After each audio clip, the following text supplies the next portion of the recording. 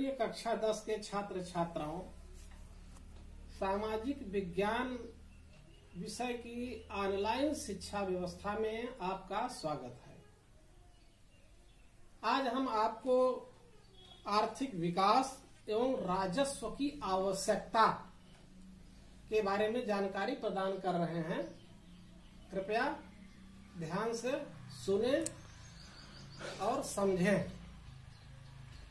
सबसे पहले देखिए राजस्व। राजस्व क्या चीज है? तो राजस्व संस्कृत भाषा के दो अक्षरों राजन धन स्व से मिलकर बना है, जिसका अर्थ होता है राजा का धन। राजनीतिक दृष्टि से राजस्व को सरकार का धन कहा जाता है। सरकार के आय एवं व्यय के अध्ययन को राजस्व कहते हैं। अब देखिए, आपको राजस्व की सबसे महत्वपूर्ण परिभाषा बताते हैं। फिंडले सिराज महोदय के शब्दों में राजस्व ऐसे सिद्धांतों का अध्ययन है जो कि सार्वजनिक सत्ताओं के व्यय एवं कोषों की प्राप्ति से संबंधित है।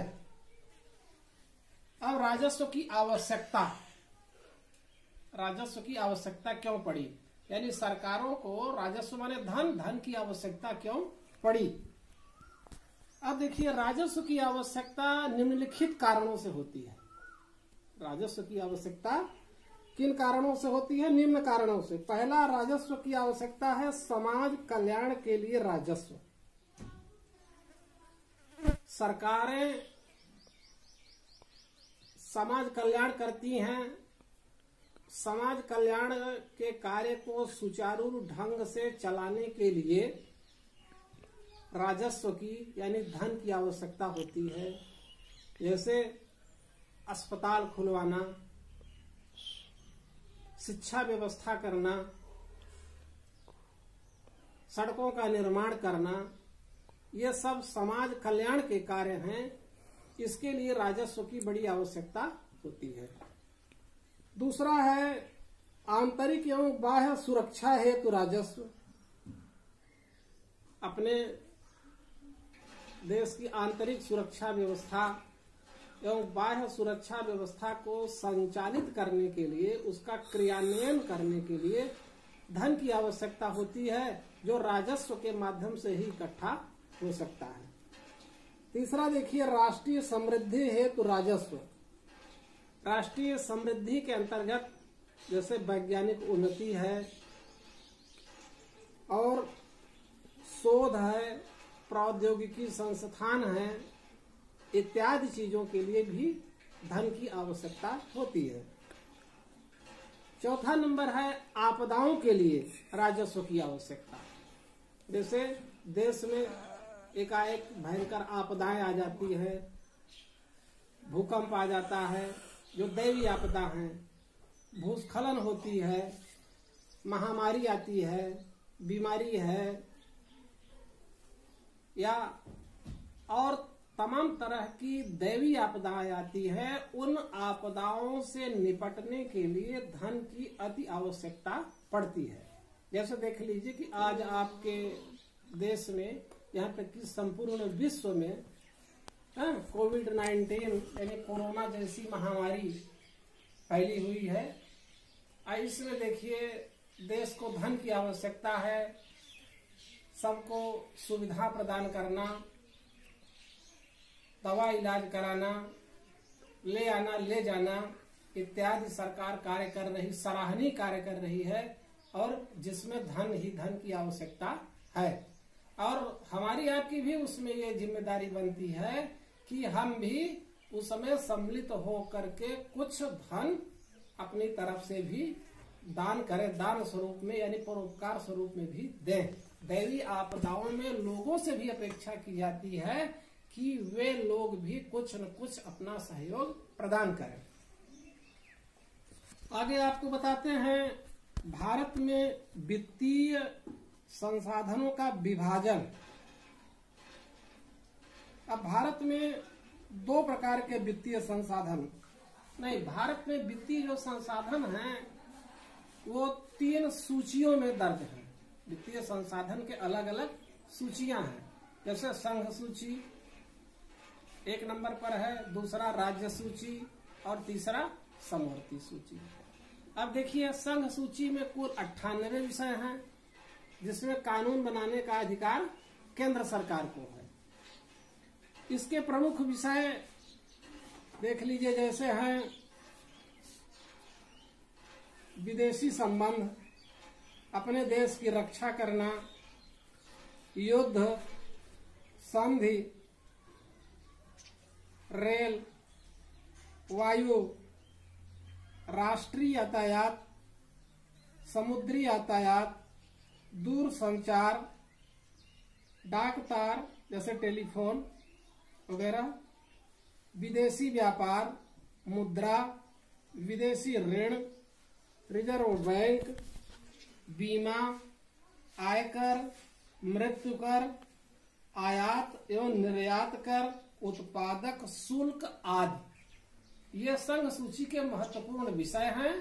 जैसा कि हमने आपको बताया कि इस पर कानून बनाने का पूरा अधिकार केंद्र सरकार को है। दूसरा है राज्य सूची।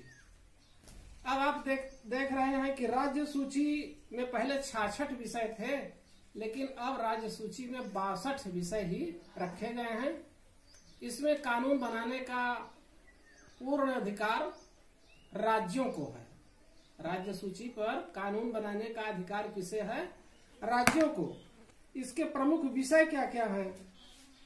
जैसे देश में, अपने प्रदेश में भी सार्वजनिक सुरक्षा, पुलिस, न्याय, जेल, स्वास्थ्य, शिक्षा, कृषि की व्यवस्था करना, सिंचाई की व्यवस्था करना, मनोरंजन की व्यवस्था, स्थानीय शासन, भूमि कर लगाना, बिक्री कर लगाना, स्टाम्प कर, आबकारी, मोटर एवं वाहन टैक्स, यह सब राज्य सूची का विषय है।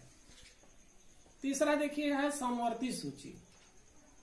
तो इस सूची में पहले 47 विषय थे, लेकिन अब इसमें बढ़ा करके 52 विषय कर दिया गया है। इसमें कानून बनाने का अधिकार केंद्र और राज्य दोनों सरकारों को है, लेकिन यदि केंद्र और राज्य दोनों सरकारों के कानूनों में आपस में सामंजस्य नहीं है, यानी मतभेद है, तो इस पर जो केंद्र सरकार कानून बनाती है वही कानून मान्य होता है। इसके प्रमुख विषय हैं, जैसे आप देख लीजिए, नजरबंदी है, फौजदारी है, दंड है, विधि है, विवाह है, विद्युत है, ये सब समवर्ती सूची के प्रमुख विषय हैं।